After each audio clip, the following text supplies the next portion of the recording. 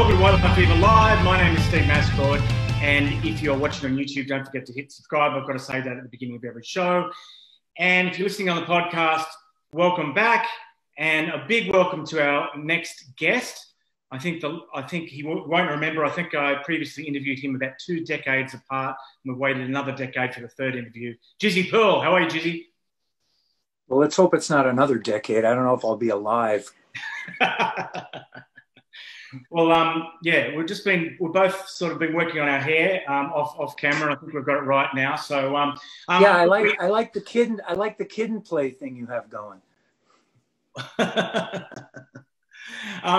And you've got a new song out, "Want to Be Somebody," Jizzy. Is that it's on Golden Robot, which is an Australian label, and we'll just start with the nuts and bolts, the really basic stuff. Tell us about the song. Tell us about it's about a woman moving to Hollywood. Is it set in the 90s? Is it based on a true story? It's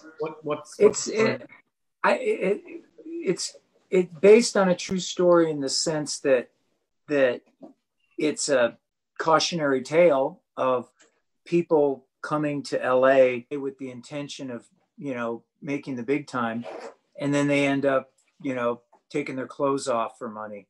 You know what I mean? It's just there's a million actors aspiring, waiting tables in Los Angeles. It's a tough crowd. So yeah, this girl sort of goes to the dark side of the force, and it's a cautionary tale. That's what it is. Was it written during lockdown, or was it why write it in 2021? Was there a reason? It was the record was written in a lockdown thing. Yeah, I mean, I just did this podcast and somebody said it seems like all the musicians were coming out with records during lockdown. I mean, well, what the fuck else are we gonna do? Yeah. Other than Netflix and weed. Who plays on the song, Jizzy? I got Darren Householder on guitar, and my drummer plays in the band Puddle of Mud. He's their guy, and me. And there's a whole record ready to go, is there? Yeah. It's coming out February of next year. And do we have a title yet? Any information? Can you leak anything? It's 10 songs. The title is Hell California. It's Jizzy Pearl's LoveHate, and it's coming out on the Wonderful Robot. Yeah, Golden Robot. And Hell California, obviously a reference back to the first record. Have you re-recorded the song, or have you? No, it's just sort of, it's just a funny title. If I wanted to say Hell California Population 1, then I suppose I could have, but it's just a title. Yeah. And how did you come to be on Golden Robot? Called him up. All right. Called him up, and I sent him some demos, and we struck a deal. It was very painless. Yeah, cool. And you were previously on Frontiers, right? Right. How recently was that? What? Couple of years ago. I did a record with them. And did that just lapse, or did you want to change it? They didn't, and I didn't want to continue. So that was it. And what is like a record? Like, I'm not asking for contractual details, but just basically for those of us outside the industry, what is a record deal in 2021? Like, what does it mean? It's obviously very different to for me, it's give me some money to make a record, and let me make a record. And when you get the record, you put out the record. It's different for new bands. Record deals, I guess, are structured differently. If you're a brand new band, there's things called 360 deals, where record companies take a piece of everything, your merchandise, your publishing, you know what I mean? Because people don't buy records the way they used to, and I guess they just want to extract their pound of flesh. Yeah. So but as far as for me, and for, I guess, what you would call established artists, you strike a deal, they give you money, and you deliver the record complete. You're due over here in the UK in February. I take it these days the record companies have no input at all into touring, right? That's a completely separate thing. I mean, of course they want you to tour your ass off, but as for my UK tour, it's been rescheduled 3 times because of COVID, obviously, you know, and it's painstaking to have to reschedule over and over and over and over, because it's sometimes it doesn't work. Sometimes, you know, you can't do it. So I'm hoping that in February I'll be able to, you know, come back. Thank you for sitting up. And we're talking to Jizzy Pearl about the new song, Wanna Be Somebody. And, you know, I was watching Jason Green podcast earlier, you know, and I was doing the normal Google research. And I remember when I actually, about 10 years ago, when I came to the casino and did an interview for Classic Rock with you, you were talking about mooching, and you'd rather drive a cab than get on Kickstarter and stuff like that. And then I saw some stuff about streaming concerts and saying that it could be like taking the value out of, well, you know. I probably, that's the problem with the internet is if you're a little salty on any particular day, you know, it lives on forever and ever. You know, I kind of took some heat for that remark. It's only because when the lockdown happened and everyone started to play in their living room, you know, like in front of the computer, I thought, okay, you know, I get it. You know what I mean? You're still giving music and your fans dig it and stuff like that. But I just thought it gets into the realm of vaudeville when you start doing it on a twice weekly basis. You know what I mean? Then it looks more like you're, you know, panhandling, you know, to me, you know, but I understand virtual concerts, but I don't get rocked by them. I mean, you know, when I saw some bands play live on a virtual concert, I said, well, where's the audience? You know what I mean? It would almost be like you'd have to insert a laugh track if it was a comedian, like a comedy show, you know? So it's missing something, I guess, is what I'm saying. Yeah. You're missing that live interactive experience. And do you think it's taken some value out of, now that we are back at live shows, that people have got lazier or not? The thing is, and this is truth, that people expect I won't say rock stars, people expect their musicians that they're fans of to look the same as they did in 1990 and to sing the songs the same as they did in 1990 or whenever, you know. And so time munches on for some of these people, you know what I mean? You know, they didn't flatten the curve like they were supposed to. And I just think it's incumbent with YouTube being such a cruel, unforgiving mistress that you got to be as good as you can be. And I just think it's important for all musicians to take that to heart and don't phone it in. You know what I mean? Yeah. That's what I think. You know, because this is almost like the Quiet Riot show, because we had Alex Grossi on a couple of weeks ago, and he made the point, because we're talking about changing names, and he works in the industry, and he, you know, he made the point, which he's made several times and others have made, that if you're not on Blabbermouth, you don't know or care who, you know, is in a band. The lineup is not as important as it is to people who, you know, who read Blabbermouth. And I just wonder, like, I don't even think it's really important to them. I just think that it's a way, it's a fun thing to talk down on people. Yeah. Some people get their kicks giving other people licks. You know what I mean? I just think that's what it is. I don't think really people care, you know, particularly, you know, and I just think it's fun to knock people down a peg. Yeah. But there must be, you surely there's a graph you could draw from, if, you know, if Skid Row get Sebastian Bach back, they're going to get this amount of money, down to people don't know or care. You know what I mean? Like, I mean, well, that's, you know, I mean, that's never going to happen. It's never ever going to happen. And you know how fucked it must be for Rachel and Snake to have to do every single interview, and Yeah. you know that question's coming. Mm-hmm. You just, you know, and they know that you know that I know that they know that it's coming. Yeah. And they just don't want to, you know, nothing personal, but like, why would I want to play with the old guys in LoveHate? I mean, you know what I mean? It's I just don't like some of the people in the band, and and I don't want to do it. Yeah. And I'm of an age where I can just kind of choose not to. You know, we never sold millions of records, so who cares? Yeah, exactly. But it is different depending on who you are a little bit as to whether it is a factor. You know what I mean? On the food chain, I got it. I didn't know. I just said it just depends who you are, what your identity was, and what people recognize, and what was on the album cover at the time, and all that sort of stuff. Well, yeah. I mean, people want what they want. I got it.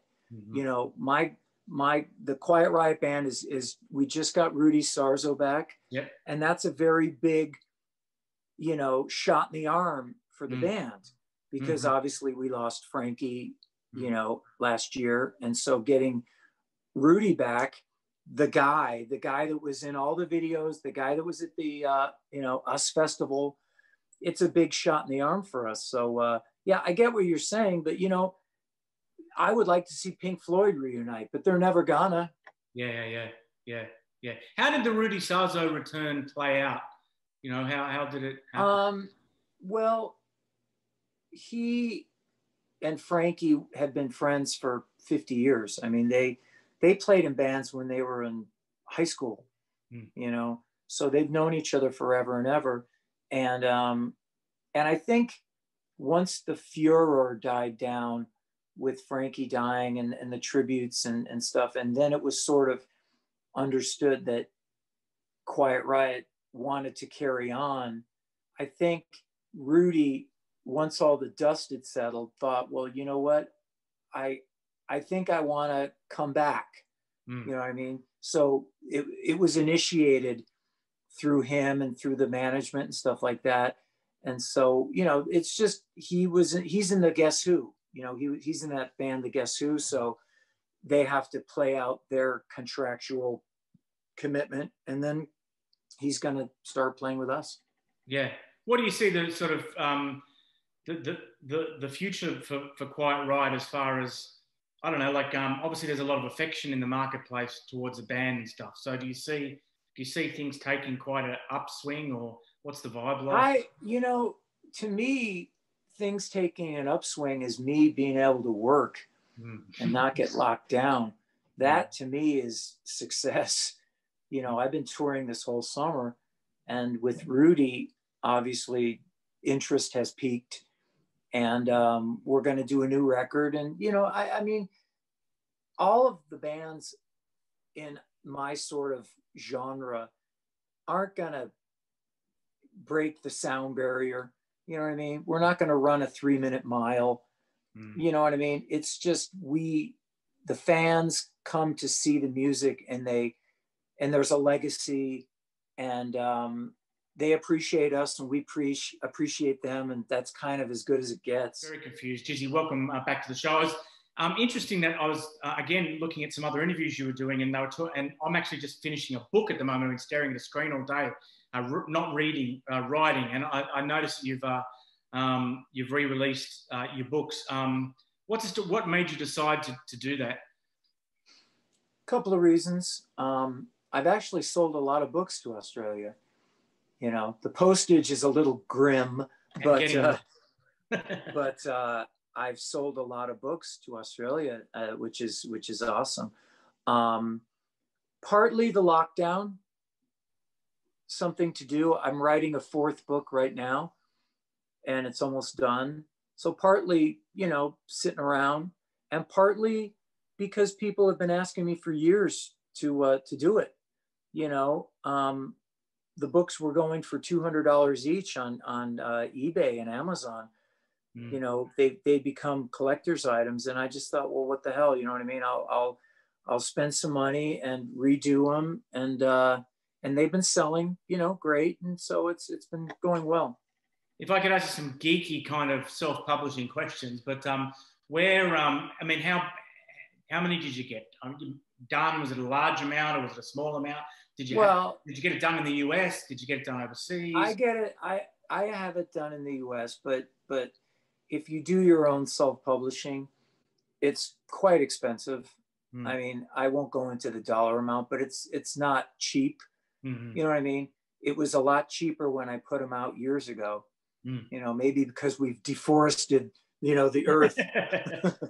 But it's not cheap. I mean, and I sell the books at a reasonable price. You know what I mean? I see some people selling merch at absurd prices, and I just think, people don't have a lot of money. You just be fair with people. Don't sell a t-shirt for $35 when you can sell it for $18. Yeah. So, but that's the reason I did it. And as far as publishing and self-publishing and stuff, I mean, you just got to do everything. If you do everything yourself, you save money. Like I formatted the entire book and did it all on Word and commissioned an artist to do the picture. You know what I mean? Just kind of self-made. Yeah. And the one you're working on now, are you almost finished? And what's it about? What can you tell us? It is a continuation of the other books. It's sort of 50% dark fiction, sometimes funny, sometimes, Stephen King-ish, and then the other half is sort of Sunset Strip, behind the scenes, what happens behind the closed doors type thing. And, the wine, the women, the song. I mean, it's, I've seen some books where people, it's like that dumb rock star movie. You ever seen that dumb movie? It's so dumb. Rock star movie is to what we do like Pretty Woman is to prostitution. You know what I mean? It's just not real.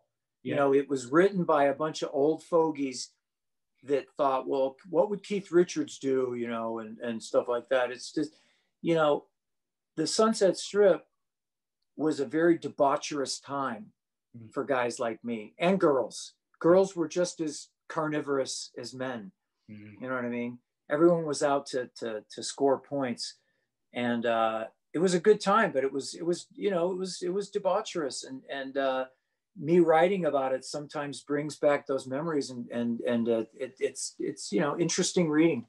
Yeah. One of the interviews I saw, you were asked about, or you commented about what sort of, you'd love to join Nazareth, right? But Pretty Boy Floyd's not your thing. I just wondered, like, do you get phone calls regularly from people offering you gigs in bands like that? Is it a regular occurrence? Well, not as much as it used to be, but yeah, it used to be. I've gotten some calls that were pretty horrifying. It's just, again, I wouldn't be a good singer for Napalm Death. Yeah. You know what I mean? I just wouldn't. I wouldn't be a good fit. And I say Nazareth because I've always been a fan of Nazareth. That singer is just, everybody, Axl Rose will tell you that he's, he modeled himself on that guy. He's just got that rasp that is mind blowing, and actually, I guess it did blow his mind up, at a certain point. But, certain bands call me out of the blue, and they either think that I'm the right fit for them, or they think that some bands call me and they want me to record with them for free. And they're just, this is a great opportunity for you. It's a great opportunity for you. Yeah. So I don't know. That's the internet, though. Everyone can reach out and touch you. How many bands do you think you can be in? And I'll use an Australian expression, and be fair dinkum. How many bands do you think you can be in? You mean like how many people can be stuffed into a telephone booth type thing? Well, no, like if you got 5 offers to be in 5 bands that you'd love to be in, is it workable? Can it be done? No. Can you do it all? No, it isn't. It isn't workable because you'll never be able to schedule yourself reasonably. You know what I mean? And everybody wants you to sign something that says that you're exclusive. And if they're paying you really good money, like Dead Daisy money, shall we say, you know, you're not going to be able to go out and do what you want. You're pretty much, you know, you're a salary guy. And so that's, I do Quiet Riot predominantly in the States, and I get to do LoveHate once in a while whenever I want to, if I want to go tour or something like that. But you know, I'm like everyone else, you know, I have to keep the lights on. Yeah. And so that's what I do. We've got a question from the guy who runs the Facebook page of Hot Metal, which I'll ask in a minute. But the other question I wanted to ask you was, how does that mesh with creativity? So, you know, if you're in Dead Daisies, for instance, and David Lowy says, I want you to write a song, and you've got your solo project, and you know, as well, and you might have a sort of another project as well. How do you make up your mind what to give him and what to keep for yourself, and how does that work? Well, I haven't been in that position. Obviously. Okay, so Quiet Riot versus LoveHate, for instance. How do you? Well, that's different. I had most of this record done while I was still in Quiet Riot, and at that point there wasn't really talk about making new music yet. So so what I'm saying is, I had already baked that lasagna, and it was in the oven, and now I'm working on my other lasagna. So I'm better when I do one thing at a time. You know what I mean? Like if I'm doing a solo record or a Jizzy LoveHate record or whatever, I focus on that. If I'm touring, I'm in gig mode. If I'm writing a book, I'm in book mode. You know what I mean? It's just that way, you know, you can really focus. Yeah. And before one more question, really, and I will let you go. Are you like against like doing pre-sales and doing all these kind of tricks that people use to raise a bit of money before they go in the studio or while they're writing their book? You know what I mean? Like, are you happy to do those things, or are you kind of old school where I want to make the thing and then I want to sell it, and I'm not going to take people's money first? You know? Yeah, I mean, I know I've also talked some shit about all the GoFundMe stuff going on, and I shouldn't, because I'm not in that position. You know what I mean? I'm established enough to where a golden robot, you know, they're not giving out king's ransom. I mean, it's not the old days, you know, but they're giving you enough to make a record, and it's understood that you're going to give them quality. And so I do come from a school of asking for money before you give something to somebody just doesn't seem right. It doesn't, you know what I mean? But that's just me. And it's just because I'm old and ancient and you know, that's just me. Okay, I'll let you go in a minute. DJ's question, he's up watching. Hey Jizzy, long-time fan, are there any plans to reissue all or some of your albums on vinyl or reschedule your Australian tour? There we go. Well, I know that you guys are going through a crazy time right now. So as far as Australia goes, I mean, Quiet Riot could come to Australia, and I play some LoveHate songs in the Quiet Riot set. We do some stuff. So, you know, I mean, hopefully when everything settles down and everything opens back up. I mean, I went to Australia once with LA Guns, and it was awesome. Yep, I went to one of those shows. And he also wants to know about vinyl reissues. That was his other question.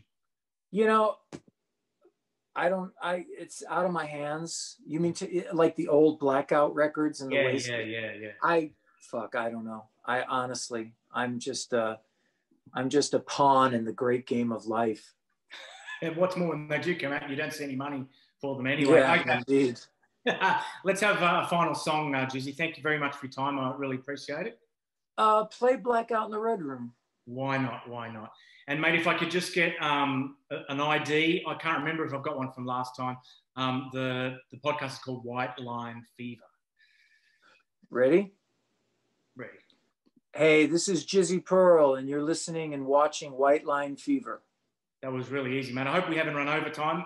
Thank you so much for your time. Good. Cheers, mate. See you here in February. Bye-bye. Okay. Bye-bye.